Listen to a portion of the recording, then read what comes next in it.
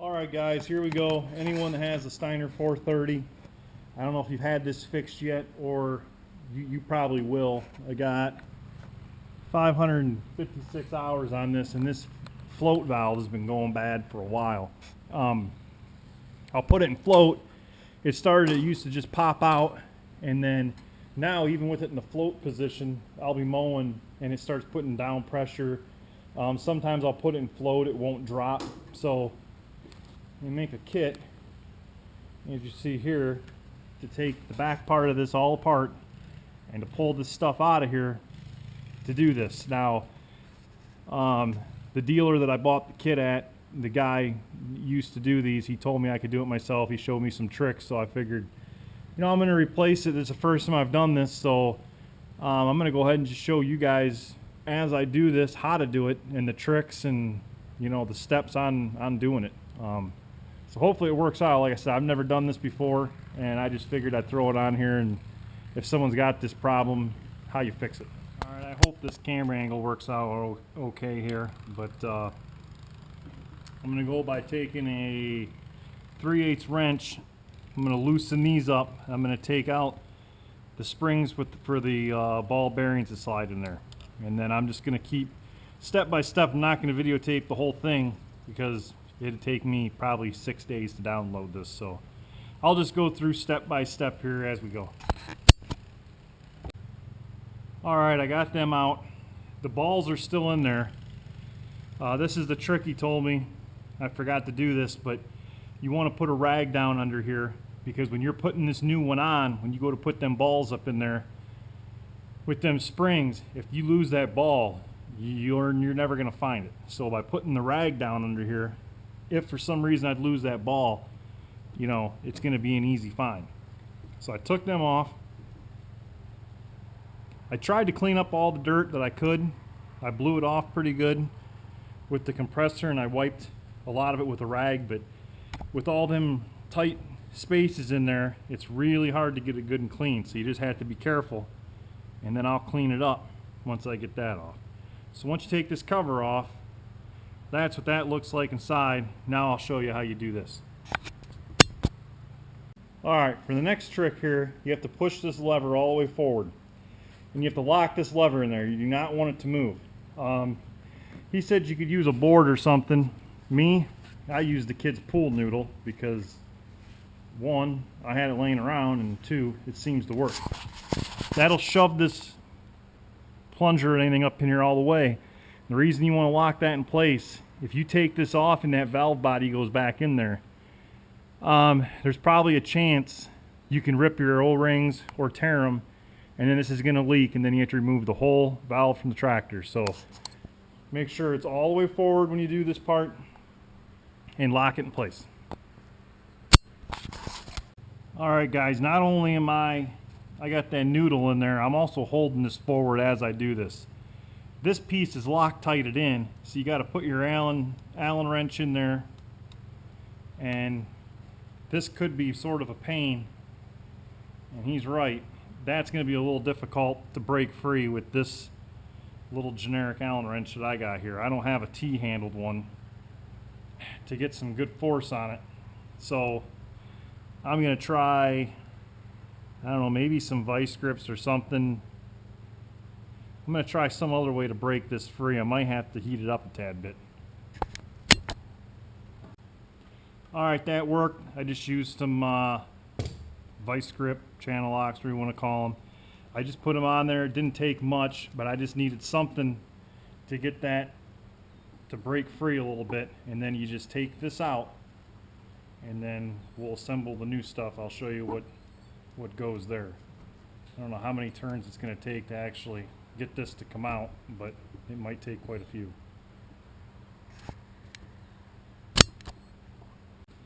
Alright, that wasn't too bad. That popped out, and according to the instructions, there should be 2 washers you have to pull out of there. Alright, so it comes with 2 new washers.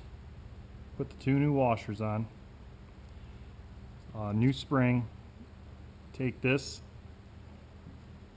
slide it over that. It comes with directions, but if you're anything like me, it's easier to see it being done put that whole new assembly on there. Like I said, you want to hold that and then push this in. Try to at least get it started, which can sort of be a pain in the butt. That's why you have to really find something to hold this handle back so it doesn't push that back in there. I'm gonna go ahead and shut the camera off while I try screwing around with this, and I'll show you when I get it done. I don't know if I pointed out, but I did put Loctite it comes with around that. Alright, I got it on there and I put it on about as tight as I could with this little cheap Allen wrench. So then, now I'm going to remove my pool noodle here, or a board. A board would probably work better. And I'm just going to pull it back and set in the directions. Just make sure that everything springs fine, it goes forward, and it feels good. So after you do that, now we'll get with putting the cover back on. And that's actually, I mean, putting the main cover on is the easy part. It's getting them little balls in there is, I guess, the tricky part. So we'll cover that next. Alright, I'm just finishing up putting this on. When you put these screws on, it tells you in the directions what to torque these at.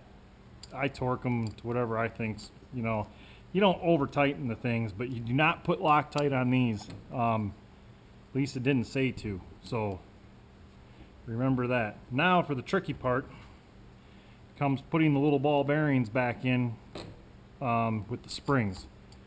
So let me get all them parts together here, and we'll go ahead and I'll fire up the camera and we'll do that here next. Alright, the top one here is pretty easy. You take the little new ball bearing, like I said, that's why this rag's here.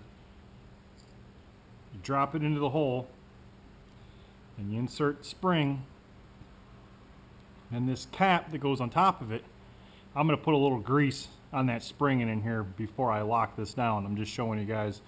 You got to put a little bit of Loctite around here, but I believe in the directions it said not much, so I would use that sparingly, but you do put a little lock nut on these when you put them in. And then I'll get this one on, and then I'll show you the bottom one that's supposed to be the pain in the butt. Alright, here's the one that's a pain in the butt.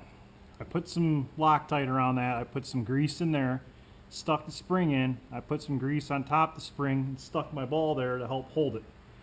Now, this is where that rag comes in really handy, because as you see, you have to make sure that that ball gets right up in there,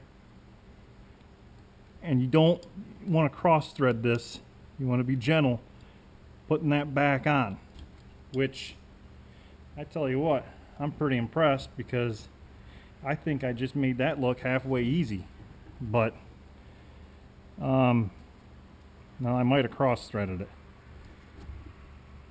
But that's why the rag's there. That grease sort of helps hold that ball, and no, it's fine. So I'm going to go ahead and thread all these up and tighten them up, and then I'll go over the old parts, show you what wears, and then we'll make sure this works. Alright, got it all back together. I'm going to go ahead and test it. Feels good.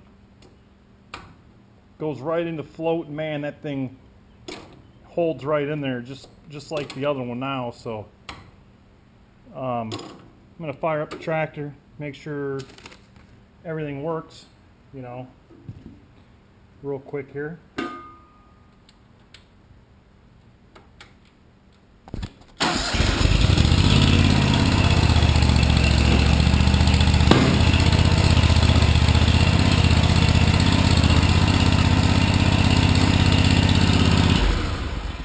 Yeah, I'd say it works pretty good.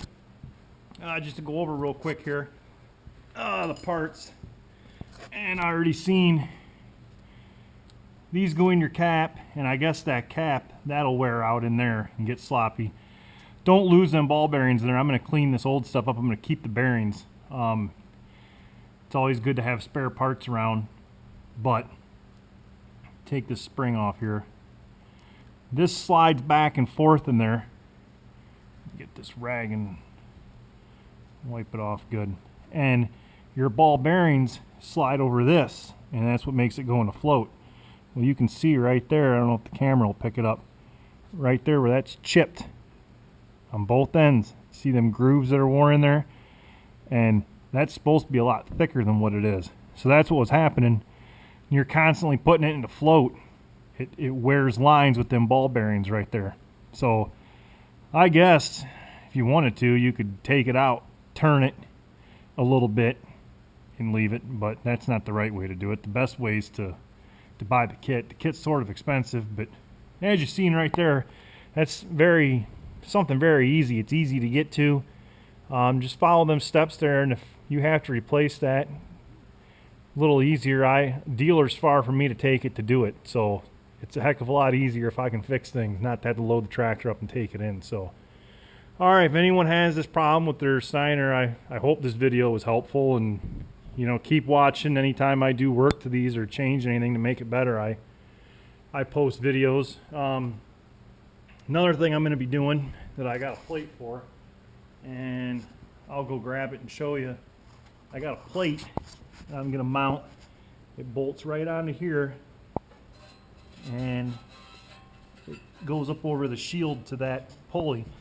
I don't know if anyone else has problems with these, but man, I've been going through belts with this Kohler, and that belt's cracking. I'm ripping up any more 2 belts a season. I don't know what's going on. I think it's getting so hot from that exhaust manifold, and it's been doing it before I put this on for my LED lights. So I'm hoping that shield, if I can put that to cover that, put some of this stuff on, that heat will go down the front and maybe quit cooking my belt. So all right, I'll keep posting videos and stuff. So as again, thanks for watching.